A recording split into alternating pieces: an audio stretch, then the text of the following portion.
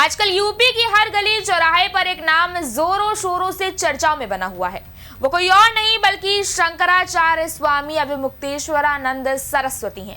जी हाँ, अभिमुक्तेश्वरानंद सरस्वती आजकल सुर्खियों में छाए हुए हैं। जिस संत को अपने नेक काम की वजह से चर्चाओं में रहना चाहिए था, वो आज यौन शोषण और न जाने क्या क्या आरोपों की वजह से लाइमलाइट में है। और हद तो तब हो गई जब एक महिला ने उनके मठ को लेकर बहुत ही अजीबोगरीब चौंकाने वाले खुलासे किए हैं। जानेंगे पूरा मामला क्या है इस खास रिपोर्ट में बेहद ही सिलसिलेवार तरीके से। नमस्कार, मैं आकृति और आप देख रहे हैं इंडिया पब्लिक खबर। अभिमुक्तेश्वरानंद सरस्वती पर यौन शोषण और पॉक्सो एक्ट के तहत केस दर्ज होने के बाद मुश्किलें बढ़ती जा रही हैं। जहां पहले 2 नाबालिग बच्चों ने खुद पर हुए अत्याचार का खुलासा किया था, वहीं अब लेखिका भूमिका द्विवेदी लगातार उन पर गंभीर आरोप लगा रही हैं। वो उनके वाराणसी मठ में साल 2022 में 2 महीने रही थी। तभी उन्होंने कुछ ऐसा देखा जिसे बताकर उन्होंने सबको हैरान कर दिया। उनका दावा है कि मठ के अंदर गुप्त कमरे बने हुए हैं जहां सिर्फ स्वामी जी की सखी का कंट्रोल है, बस उन्हीं को जाने की इजाजत है और किसी को नहीं। इतना ही नहीं, उन्होंने ये भी दावा किया है कि यहाँ लग्जरी माहौल, स्विमिंग पूल और गुप्त व रहस्यमयी कमरे हैं। लेखिका भूमिका द्विवेदी ने बताया है कि वो साल 2022 में वाराणसी के विद्या मठ में करीब 2 महीने रुकी थी। उनका मकसद काशी और प्रयाग पर शोध करके लिखना था, जिसके लिए स्वरूपानंद सरस्वती ने उन्हें प्रोत्साहित किया था। लेकिन उन्होंने मठ के अंदर जो देखा उसने उनकी राय ही बदल दी थी। मठ में किसी आध्यात्मिक केंद्र जैसी सादगी के बजाय लग्जरी ज्यादा है।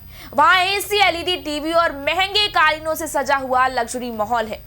मठ के अंदर के हॉल इतने शानदार हैं कि आंखें चौंधी आ जाए। उन्होंने दावा किया कि मठ का पूरा नियंत्रण सखी के पास है।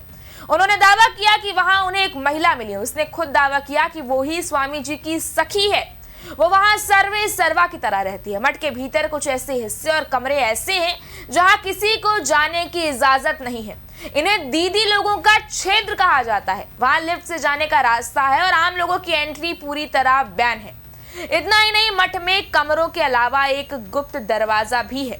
इस पर सीसीटीवी कैमरों से नजर रखी जाती है। इस सुरक्षा तंत्र का पूरा एक्सेस सखी के पास रहता है। उन्होंने मठ परिसर में स्विमिंग पूल होने का भी दावा किया है, लेकिन कहा कि मठ में रहने वाले बच्चे या छोटे बटुक वहां नहीं नहाते हैं।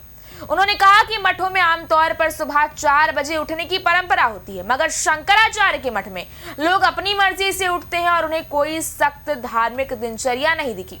यहाँ तक कि मठ के मैनेजर मिश्रा ने उनसे कथित तौर पर कहा था कि हर पुरुष की अपनी जरूरत होती है, वो विश्राम के लिए यहाँ आते हैं। मैनेजर ने भी उस महिला को स्वामी जी की सखी बताया था।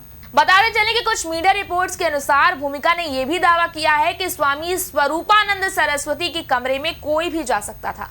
वहां सिर्फ किताबें और ग्रंथ मिलते थे। लेकिन यहाँ यानी कि अभिमुक्तेश्वरानंद सरस्वती के समय जब सब कुछ छुपा हुआ है और रहस्यमयी है। उन्होंने दावा किया कि उन्होंने स्वरूपानंद से मिलने की कोशिश की थी, तब जानकारी मिली कि वो बीमार है और बेंगलुरु में इलाज चल रहा है। इसके अलावा जब उन्होंने स्वामी स्वरूपानंद से मिलने की कोशिश की, तब पता चला कि वहां अभिमुक्तेश्वरानंद का कड़ा पहरा है। लेखिका ने आरोप लगाया कि जब स्वरूपानंद सरस्वती बीमार थे, तब अभिमुक्तेश्वरानंद ने उनके करीबी शिष्यों जैसे कि सहजानंद तक को उनसे मिलने नहीं दिया।